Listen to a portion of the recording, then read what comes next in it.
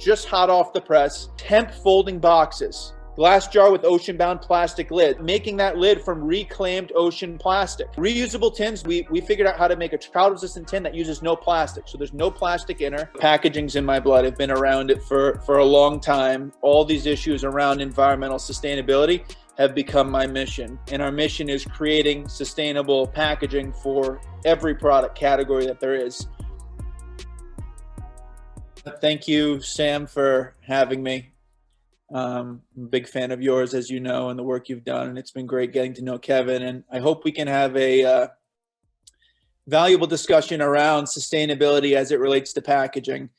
Just a little bit about my background. My family business is in the packaging business, Contempo, in the fashion and jewelry industry. So 40 plus years. It's a company my mom and dad started back in the 70s. So packaging's in my blood. I've been around it for a long time. And I see that as the greatest opportunity, that all these issues around environmental sustainability have become my mission.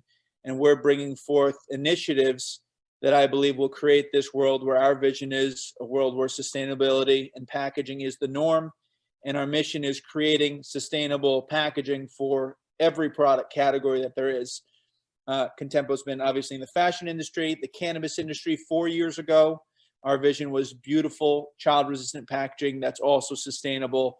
And I think from that, we're starting to get into all sorts of industries. So very exciting, but I want to bring you back to the basics of why we're here when we talk about solid waste management and sustainability in packaging. And what's my approach? What have I learned over the last 4 years about what cannabis operators can do to be more environmentally sustainable in their packaging and what that word actually means? So I titled this Sustainable Packaging, what it is, what it isn't, and what you can do. Because hopefully we get something actionable out of this. And again, thank you, Sam, for having me. And I hope everyone in attendance get some kind of value out of this. So if you're like most of the people that we talk to, they want sustainable packaging that's actually good for the planet, not greenwashed, and we'll talk about that in a second, and that's affordable. Because I think there's sort of a myth, and sometimes it's true, that sustainable packaging, it's great, but you could never afford it. And that really isn't true anymore. I think that the supply is starting to increase in a lot of these sustainable materials where that can become a reality now for you. So this is sort of the target, and I hope that this presentation shows you how you can make this a reality. So what is sustainable packaging? I like to go back to the definition of the word sustain, because sometimes sustainable, it means it's eco-friendly, but what does that word actually mean? So sustain means to support something or keep it going. And I really like that. I mean, different people have different definitions. For myself personally, sustainable packaging, it's got to be actually good for the planet, meaning you can make a case in your heart and show how this is actually good. And also that the choices being made are going to allow nature to keep going. So whether that means keeping plastics out of the ocean so that the wildlife can flourish, whether it means using renewable resources so we're not depleting finite resources from the earth, I encourage you to think about this idea of how can we keep nature going as a definition for sustainability in packaging. Sustainable packaging is not tinting your plastics green. So I think we're moving away from this, but you still see it. And it's something that many of you are probably familiar with the term greenwashing. So we got to go a little bit deeper. I think we see the world and what's happening around us. We see the urgency of these issues. And I think that collectively, a positive of what's happening right now in our time is that I think people's eyes are opened. I don't think we need to shock too many people that we need to take action on these topics, and that tinting your plastics green is not going to get us where we want to go. So if we look at, there's a trend, there's positive movement in this area. And I want to talk about greenwashing, which is this process of conveying a false impression about how a company's products are more environmentally sound. So I really strongly encourage everyone to move away from greenwashing. Now, there's a difference between greenwashing and having something that's not totally perfect. And we'll talk about that a little bit, because I'm a big fan of this word, or this sort of saying, progress, not perfection. Do something that's better than the status quo. But that's very different from greenwashing, which the key word there is misleading. And I think as the consumer gets more educated in topics around sustainability, whether it's packaging or anything else, those who are greenwashing are going to suffer the consequences, that the consumer is going to be a loss of trust on top of it just not being the right thing to do, in my opinion. So where can I get started? If any of you want sustainable packaging that's actually good for the planet, we would have these conversations. People, true, genuine, I want to do what's right for the planet. Not just I want to do it because I want to trick people into thinking that our brand is good, but I actually want to do it. Where do I start? Because there's so many options. So I like to keep things simple, and hopefully I'll do that in this presentation for you all. So I created what's called the KISS method to sustainable packaging. And it's been very helpful for myself personally, and I think a lot of the clients that we work with, to talk about what's the scope, or try to put a little, box around sustainable packaging so that we can understand a little bit better. So the K stands for the kind of packaging we're talking about. So that's sort of the first thing. Do you definitely want a box? Is it a tin? Is it a clamshell? Or are you sort of open to it? Because based on that option, there's going to be fewer options that are available underneath that. So if you're open to the kind, you have more options. If you say, I definitely want a box, then you move to the next thing, the ideology. So what I think is there's 5 main ideologies when it comes to what sustainable packaging is. The first are products that are recyclable. The second are products that are made from recycled content. So after something's recycled, it is then a product's made from recycled content. But that product from recycled content may or may not then be recyclable again. This is where some of the nuances come into place. The third are the renewable materials. These are more compostable packaging. This would be things like hemp and different PLAs, bioplastics. Then you have reusable packaging, which is a very hot trend, not so much in the cannabis market. We can talk about why that is later, but taking the package and either turning it into a second life, which any package could be that's a quality package, or actually reusing that product for the same purpose. So let me just clarify. You either reuse it for the same purpose, let's say a flour container that could be used for flour again, or for a different purpose, a flour container that could be used to hold your teas or your spices and so on and so forth. And then degradable, various ways to make plastics degrade faster. There's dangerous ones. There's ones I believe in more. So you got to be careful with those, but that's a big way to stuff that's destined for the landfill. How do you have it break down in the landfill environment to take up less waste so we don't have to keep opening up more and more space for landfills? So that's the ideologies. Some people love recycling. Some people love renewable. So go with the one that you believe in most. The substrate, which is a word for base material in the packaging world. So once you pick your kind and your ideology, what's the substrate? You want something recyclable? Do you want to go with a standard plastic? Do you want to go with an ocean plastic? Do you want to go with a tin? Is there a certain substrate that you believe in? Then the last S is the storytelling. I believe this is very important for a number of reasons. It's something that I'm putting a lot of my time into right now. How do we help brands storytell to their consumers about what the packaging is, what's the right end of life of that packaging, and getting that consumer involved in sustainability? Because I believe the brands, we have to lead as the brands and packaging companies, we have to lead, but we also have to bring the consumers along for the ride. Because no matter what decisions we make, if those packages get thrown in, the trash can when they should be composted, or they get thrown on the side of the road because people think it's compostable so they can do whatever they want with it, we need the consumer's cooperation as well. Sustainable packaging can and should be beautiful. So before we get into a few options, we have many, many options, but I want to show you a few examples. This is a really key point. I believe that sustainability and marketability should go hand in hand, and they definitely can. And that for us to make big impact, you could say create the most sustainable, environmentally sustainable packaging, but if it doesn't sell, then your impact's going to be limited. So we have to search for ways that are both sustainable, good for the planet, and that are actually going to be eye-catching, attractive. The same things that have made packaging successful for brands like Tiffany's or for Coca-Cola, or we're seeing it in the cannabis market now. The packaging still has to be marketable while also done with sustainability and the KISS method that we talked about. And the way I think about it is once you're selling your product in sustainable packaging, as you become more successful, you're just protecting the planet and you're doing more good. But if the product's not marketable, my concern is that you pick this wonderful sustainable package, but it doesn't sell. And then products in the status quo are selling more. So I'm all about overall impact. And I'm okay saying that I want the packaging to be both marketable and sustainable. Some people say, no, you got to choose the most sustainable option. And the path I'm taking is there are very sustainable options that are also marketable. I'm going to show you a few of those right now. So 3 options that I'm very excited about. Again, there are many, many options right now. This is something that it's sort of just hot off the press, and it's hemp folding boxes. And those have been around for a little while, not too long.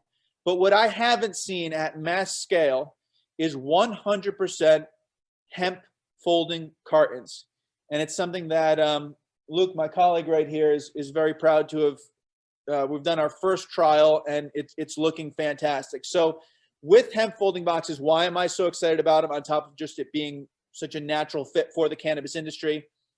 I like it because I see this being the path to the end of deforestation as it relates to packaging. You're cutting down less trees. We all know how important trees are to our environment and the overall health of the planet. So by choosing hemp, think about how many trees, even though those are renewable too, and that's great, but hemp is far more renewable. So little did you know from the Ministry of Hemp, and many of you are probably familiar with this, but in case anyone isn't, 1 acre of hemp can produce as much paper as 4 to 10 acres of trees produce over a 20-year cycle. And the one that the aha moment for me was hemp stalks will take about 4 months, changes a little bit, but let's say 4 months, versus trees, it takes 10, 20, I've heard even as high as 50 or 80 years for those to grow. So you just think, what really gets me is ending deforestation. I think as far as that to the planet, that's a home run. But also it grows even faster than trees. So those are hemp folding cartons. There's no reason that those can't become the norm. And why not make that the norm in the cannabis industry and use the spotlight that's on the cannabis industry to do good? That the cannabis industry was the market it's a natural fit that promoted hemp packaging to brands in every other industry. And I can tell you other industries are looking at our industry. We're starting to get inquiries from large CPG companies who want hemp packaging. This is a very special time and a very exciting time to be a part of the cannabis industry and just sustainability in general. So that's hemp folding cartons. Those are going to be a little bit more expensive. You can do different contents of hemp.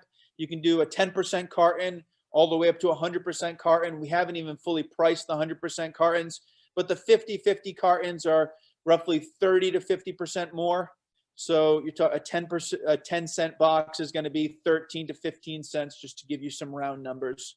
So there is a premium, but I believe it's worth it.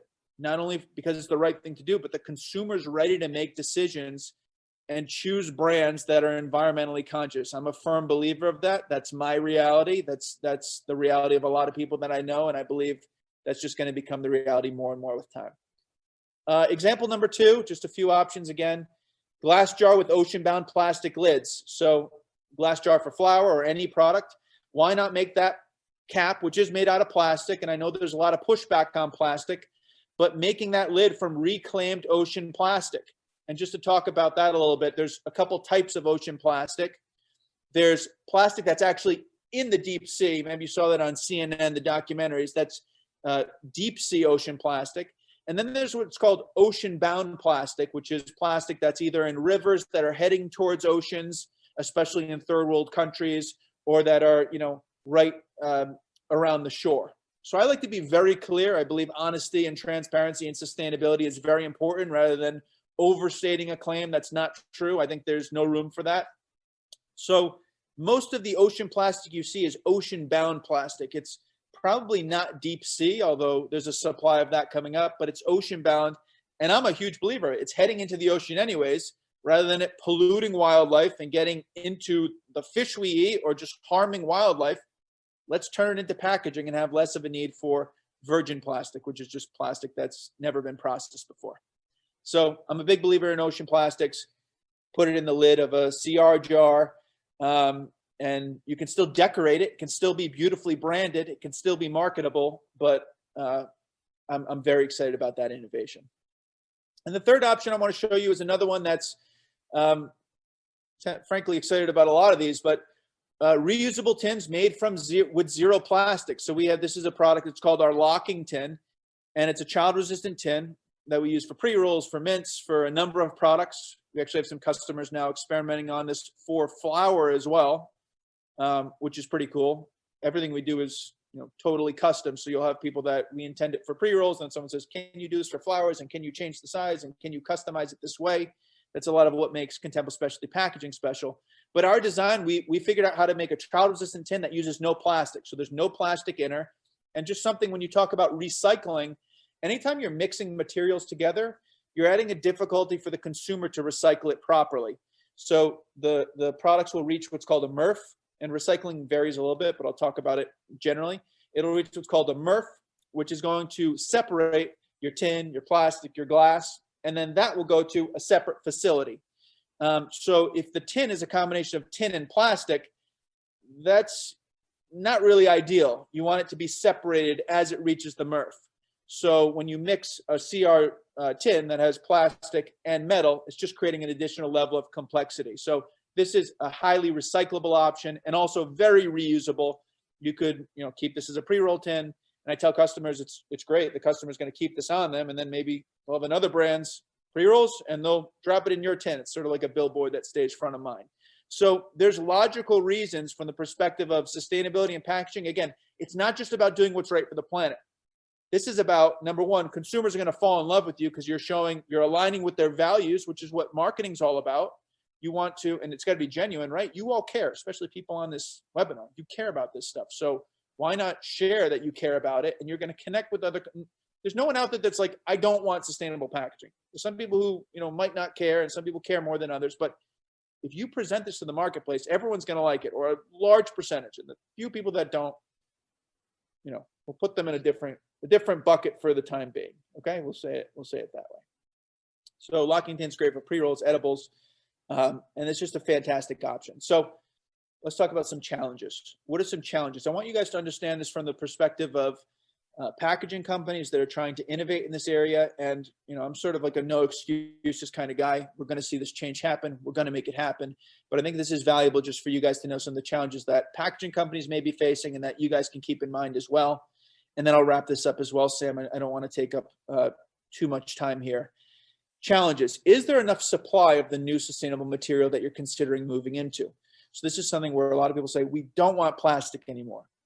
Well, there's plastic in so much packaging today, and I want to see less plastic as well as time moves on. But people say, I want it to go to a compostable bioresin.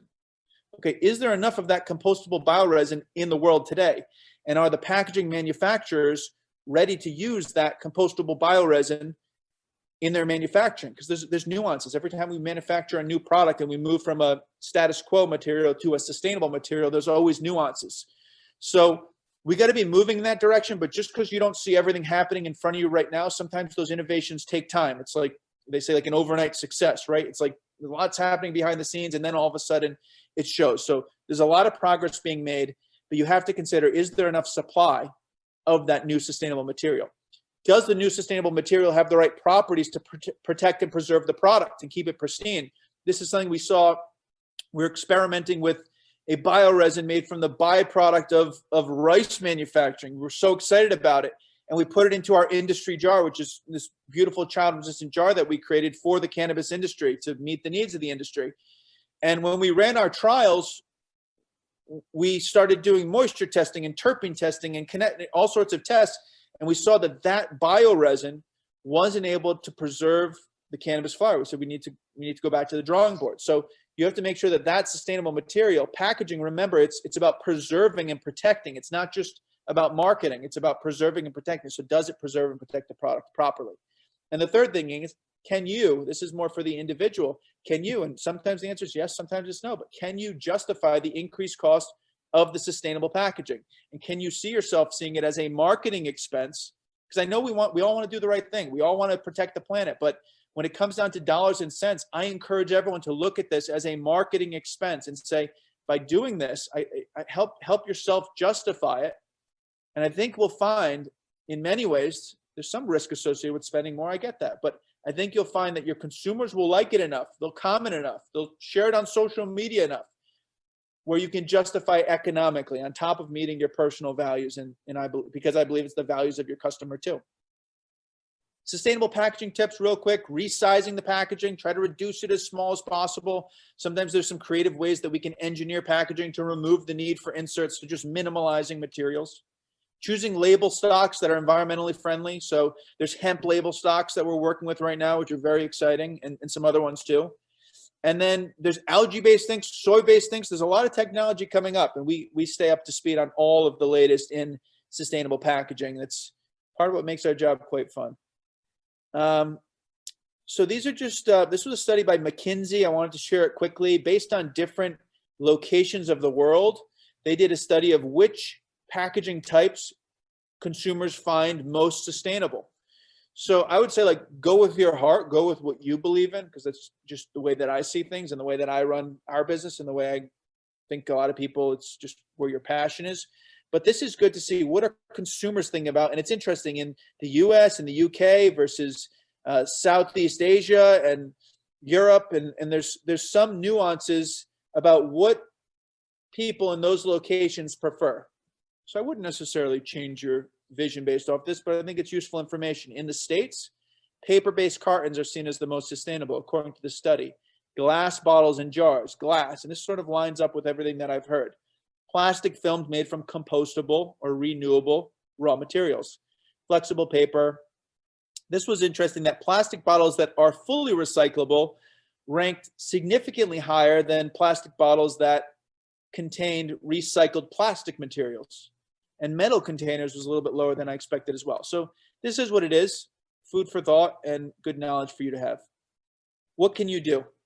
Choose what you believe is best for the planet and go with it. Take some sort of action. There are many ideologies. Go with your passion and realize you can change things pretty quickly. You want to, it's not perfect. Doesn't meet your needs completely. That's sort of the norm right now. So do something and then improve as the technology goes, rather than waiting, never taking action. While your competitors are going to be taking action, and more important than what your competitors are doing, you can take a good action now and then innovate. And when you innovate, that's something new to keep it fresh with your customers. Avoid greenwashing because it's the right thing to do and because it's good for business. And seek progress, not perfection, which I actually just covered. So I say ignore the naysayers and the critics. There's always going to be someone out there that says your thing isn't perfectly sustainable for these reasons. And I always say, what's the alternative? Do you want to stay with the status quo? Or are you willing to join me on this journey, which might take 10 years to perfect, but we're going to get there. But we got to have a version 1, then a version 2, then a version 3, then a version 10. And then maybe after 10 steps, we'll get where we all want to be. But we just got to be in this together. And we have a couple podcasts. We have the Sustainable Packaging Show and the Sustainability and Cannabis podcast, just to get education and content out there. So I'd love for you guys to tune into those. And if anyone wants to be a guest, Sam was actually the first guest graciously on the Sustainability and Cannabis podcast after we sat on a panel together a couple years ago now. And that's it. Our future depends on brands taking action. So let's always remember to support brands that are choosing sustainable packaging and support each other that are, overcoming many challenges as we figure this stuff out. It's not easy, but it's work that needs to be done, and it's work that's worthy of all of our time. So I'll leave it there, and I'll stop my sharing. Thank you very much. Thanks, Mike. That was great. Really, really helpful. And I love that kind of you teed up a lot of really thorny questions that, don't presume to have all the answers, right? I mean, we're all kind of learning. You're learning, we're all trying to figure out kind of, how emerging technologies and approaches can help reduce our footprint. And packaging is an enormous opportunity and challenge. So thank you so much for doing that. Thank you for watching this video. If you want to see all the sustainable packaging options that Contempo Specialty Packaging has, email wow@contempopackaging.com to request our new sustainable cannabis packaging brochure.